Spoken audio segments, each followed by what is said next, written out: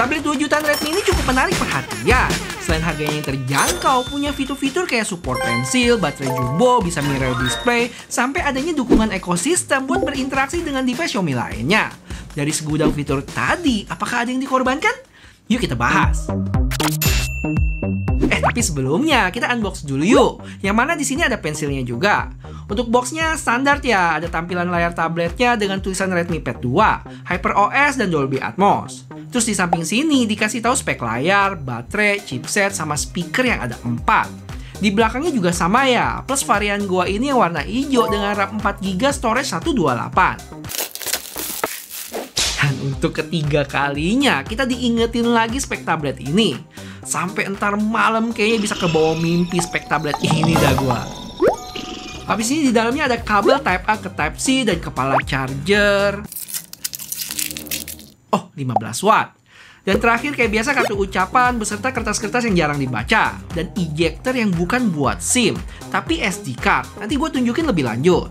Terus buat yang cari case, emang nggak dapet ya, jadi mesti beli terpisah. Dan infonya, Xiaomi Indonesia nggak keluarin casing resmi buat Pad 2 ini sih. Jadi mesti beli di toko third party. Pas dinyalain langsung disambut sama Xiaomi HyperOS 2 berbasis Android 15. Yang selanjutnya gue setup dulu. Sama persis sih tampilannya kayak setup HP. Dan pas kelar, storage-nya kemakan nggak terlalu banyak di 20,7 GB. Terus kalau gue cek gini, bloatware-nya nggak terlalu banyak ya. Paling di sini kebanyakan app-app bawaan dari Google. Terus ada tools juga. Udah sih itu aja. Lanjut kita unbox pensilnya yang mana punya nama Redmi Smart Pen. Yang boxnya cukup simpel. Terus di dalamnya ada kotak lagi yang isinya kertas-kertas yang sering ditelantarkan. Dan, wah, dapet cadangan ujung pensilnya, Habis itu baru deh, ini dia pensilnya. Yang ada tulisan Redmi, terus item-item ini port Type-C buat ngecas. Dan terakhir, 2 tombol di bagian bawah yang gue belum tahu buat apa. Nanti bareng-bareng kita cari tahu. Dan karena ini pertama kali gue nge-review tablet entry level yang support stylus, gue bingung dong. Ini pensil nempelnya di mana ya? Gue deketin di sisi-sisi tablet, nggak bisa juga. Udah hampir mau komplain dapat produk cacat, tapi ternyata mohon maaf, emang nggak bisa nempel ya. Jadi harusnya bakal terpisah gitu taruh di case. Terus gue punya masalah kedua. Ini pensilnya kenapa nggak bisa connect? Udah gue deket-deketin tapi nggak keluar pop-up buat connect. Padahal Bluetooth-nya udah nyala. Terus gue sempat Google, suruh pencet salah satu tombol di sini, tapi nggak ngaruh. Sempet pengen komplain lagi, tapi karena gue nggak gegabah, gue coba ngecas dulu pensilnya. Dan akhirnya keluarlah pop-up yang gue cari dari tadi. Tinggal klik connect dan kelihatan juga tuh baterainya di 81%. Oke, impresi gue sama tablet ini, desainnya cakep ya, minimalis. Kamera modulnya juga simple, nggak aneh-aneh. Tipis juga sih bumpnya, jadi kalau ditidurin gini nggak goyang. Terus untuk backnya cukup solid ya, bermaterial aluminium. Untuk warna sih dibilang mint green, tapi mata gue lebih ngeliat kayak biru nggak sih? Di sebelah kanan tablet ini ada volume button, mic, terus ini SD card slot, bukan SIM card. Karena tablet ini Wi-Fi only.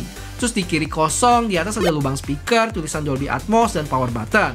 Dan di bawah speaker lagi, port Type-C, dan lubang kebahagiaan yang dicari banyak netizen. Yaitu headphone jack. Lanjut ke bagian depan yang punya layar 11 inch dengan bezel cukup simetris dan tebal. Agak kurang estetik sih emang, tapi ada alasannya. Karena untuk ukuran segede tablet ini, kita butuh area buat dipegang sama jari ya, jadi nggak kesentuh layarnya. Jadi nggak bisa terlalu komplain juga untuk tablet yang punya berat 510 gram dengan tebal 7,36 mili. Lanjut kita ke spek, tapi yang penting-penting aja. Punya layar 11 inch 2,5K dengan panel IPS. Jadi gambarnya emang nggak setajam AMOLED, tapi menurut gua masih wajar sih di kelasnya. Untuk refresh rate sendiri bisa sampai 90Hz, tapi pas gua cek angkanya di 60 terus. Entah refresh rate counter gua ini yang ngaco atau emang butuh app-app khusus buat naikin ke 90. Habis itu dari sisi chipset pakai Helio G100 Ultra yang skor Antutunya dapat di 420 ribuan. Untuk performance udah termasuk oke sih. Buka tutup app ada nunggu sepersekian detik, tapi gua rasa masih wajar. Nggak bisa disamain dengan pengalaman pakai tablet atau HP mid to high.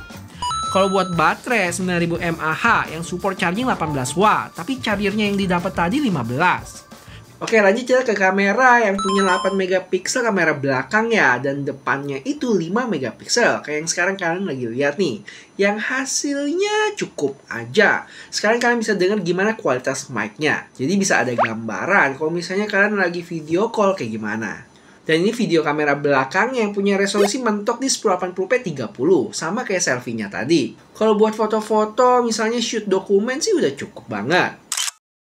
Kalau buat foto orang, pastiin aja pencahayaannya cukup ya. Karena kalau agak low light kualitasnya pasti berkurang. Untuk spek lainnya, HP ini Wi-Fi only, terus punya 4 speaker yang mantep buat dengerin musik atau nonton film.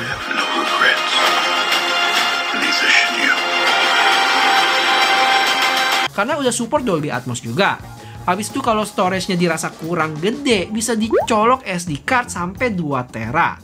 Terus tablet ini nggak support unlock fingerprint ya, mau di layar ataupun tombol power. Tapi dia ada face unlock pakai kamera depan tadi. BTW guys, kalau kalian suka gue ngebahas tablet-tablet kayak gini, boleh kasih tahu gue dengan like video ini ya. Kalau rame bakal dirutinin. Thank you. Oke, jadi pensilnya ini connect pakai Bluetooth dan ada port charger warna hitam pakai USB-C. Cukup ringan dan pensilnya ini nggak bener-bener bulat loh. Ada beberapa sudut tipis yang cukup penting. Jadi pensilnya bisa ngerem dikit kalau lagi goler gini, nggak bablas jatuh. Terus dia ada 2 tombol, yang deket ujung itu kalau kita pencet dan tahan bakal keluar pop-up. Dan kalau kita tap bakal kebuka Mi Canvas buat nulis atau gambar. Sedangkan tombol satu lagi di belakang kalau ditahan bakal buat screenshot. Habis itu buat coret-coret atau gambar sih cukup responsif ya. Cuman ini gue sebagai orang awam, mungkin beda kalau kalian artis yang suka gambar dan butuh tingkat presisi tertentu. Terus kalau jempol atau tangan kita nempel di layar gini, tabletnya bisa cuekin dan cuma terima input dari pensil kita aja. Cocok banget sih buat temenin bocil belajar tulis kayak gini sampai ngegambar juga. Nah, salah satu yang cukup bikin gue impress sama tablet ini adalah kedapatan fitur interconnectivity-nya. Beberapa hal yang bisa dilakuin, misalnya saat kalian copy sesuatu dari HP, terus kalian bisa paste di tablet dong, dan kebalikannya. Terus kalau dapat telepon, nanti tablet kita bisa kasih tahu dan gak usah sentuh sama sekali HP-nya. Bisa langsung terima dari tablet. Sama satu lagi, kalau tablet kita butuh tethering dari HP, gampang banget. Sesimpel ke bagian WiFi, nanti list HP gue bakal nongol di sana. Tinggal pilih dan bakal otomatis langsung connect. Ya, itulah kenikmatan ada di ekosistem yang sama. Dan gue butuh kasih jempol ke Xiaomi yang perhatiin ini, khususnya untuk tablet entry level. Oh ya, perlu diingat, supaya fitur ini bisa jalan, kita mesti login di Xiaomi account yang sama ya, dan fitur interconnectivity-nya dinyalain. Terakhir, nggak berhubungan sama interconnectivity sih, tapi koneksi dengan device lain yang namanya wireless display extension. Jadi Redmi Pad kita bisa jadi screen mirroring dari laptop, mau Windows ataupun Mac, kalau terhubung dengan koneksi wireless yang sama. Di Redmi kita tinggal ke more connectivity, terus wireless display extension-nya aktifin. Nanti di Mac, gue tinggal screen mirroring dan pilih Redmi Pad 2. Beres. Terus pas mirror gini, kita nggak bisa touch apa-apa di layar ya yang lagi di mirror. Tapi koreksi kalau salah, untuk Windows bisa kasih inputan deh. Terakhir, karena mungkin koneksinya pakai wireless, kalau gue perhatiin ada berasa delay. Misalnya waktu gerakin kursor atau pindahin window. Saran gue, kalau kalian pakai ini, bisa mirror ke app yang nggak banyak pergerakan aja.